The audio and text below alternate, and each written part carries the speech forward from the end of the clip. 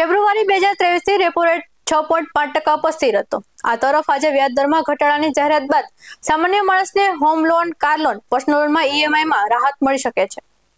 નમસ્કાર દર્શક મિત્રો, BS19 ન્યૂઝમાં આપની સાથે હું છું શ્રદ્ધા।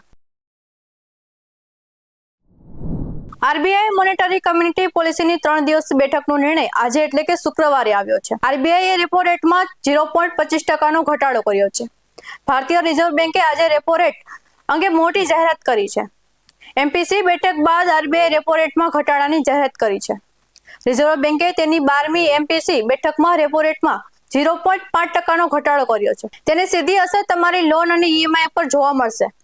આરબીઆઈની આ ભેટથી ઘર, કાર અને પર્સનલ લોનમાં વ્યાજદરમાં પણ ઘટાડો થશે। રિઝર્વ બેંકે આખરે મોનેટરી પોલિસી કમિટી 12મી બેઠકમાં રેપો રેટમાં ઘટાડો કર્યો હતો। જેમ એવું અનુમાન કરવામાં આવી રહ્યું હતું કે આ વખતે આરબીઆઈ રેપો રેટમાં 0.25%નો ઘટાડો કરી સામાન્ય માણસને સસ્તી લોનની ભેટ આપશે।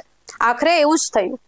આરબીઆઈ ગવર્નર સંજય મલ્હોત્રાની આગેવાની હેઠળ 6 સભ્યોની મોનેટરી કમિટીએ રેપો રેટમાં 0.25%નો ઘટાડો કર્યો છે અને હવે અસરકારક રેપો રેટ 6.25% છે। અગાઉ કોરોના સમયગાળા પછી આરબીઆઈ સતત 6 વખત રેપો રેટ વધારીને 6.50% કર્યો હતો। 25 બેસિસ પોઈન્ટના ઘટાડા પછી ઈએમઆઈ કેટલો થશે? જો કોઈ 20 લાખ રૂપિયાની લોન લીધી હોય અને લોન પર વ્યાજ 8.5% હોય, જો મુદત 20 વર્ષ માટે હોય તો ઈએમઆઈ 17,356 રૂપિયા હશે। પરંતુ આરબીઆઈ દ્વારા વ્યાજ દરમાં 25 બેસિસ પોઈન્ટ અથવા 0.25%નો ઘટાડો કર્યા પછી લોનનો વ્યાજ દર 8.25% થઈ જશે। આ આધારે તેમણે 20 લાખ રૂપિયાની લોન પર માસિક ઈએમઆઈ તરીકે માત્ર 17,041 રૂપિયા ચૂકવવા પડશે, એટલે કે દર મહિને 315 રૂપિયાની બચત થશે। આ તરફ જો કોઈ 20 વર્ષ માટે 8.50%ના વ્યાજ દરે 30 લાખ રૂપિયાની લોન લીધી હોય તો તેણે દર મહિને 26,035 રૂપિયાનો ઈએમઆઈ ચૂકવવો પડશે। પરંતુ જ્યારે આરબીઆઈ દ્વારા વ્યાજમાં 25 બેસિસ પોઈન્ટનો ઘટાડો કરવામાં આવે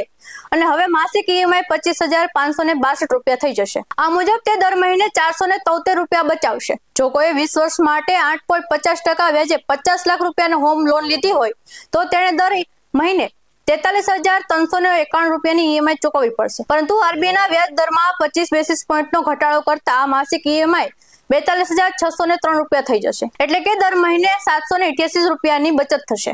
ગવર્નર શક્તિકાંત દાસે છેલ્લી 11 એમપીસી બેઠકમાં રેપો રેટમાં ઘટાડો કર્યો ન હતો અને દરેક વખતે રિટેલ ફુગાવો નિર્ધારિત મર્યાદા કરતા વધી ગયો હોવાનો ઉલ્લેખ કર્યો હતો, પરંતુ હવે રિટેલ ફુગાવો રિઝર્વ બેંક દ્વારા નિર્ધારિત રેન્જમાં ઘટી ગયો છે। આરબીઆઈએ 12મી એમપીસી મીટિંગમાં વ્યાજ દરોમાં ઘટાડો કર્યો છે। રેપો રેટમાં ઘટાડા બાદ સામાન્ય માણસ માટે પણ સસ્તી લોનનો માર્ગ ખુલી ગયો છે। અગાઉ બજેટમાં સરકારે આવકવેરમાં ઘટાડો કરીને મધ્યમ વર્ગને મોટી રાહત આપી હતી।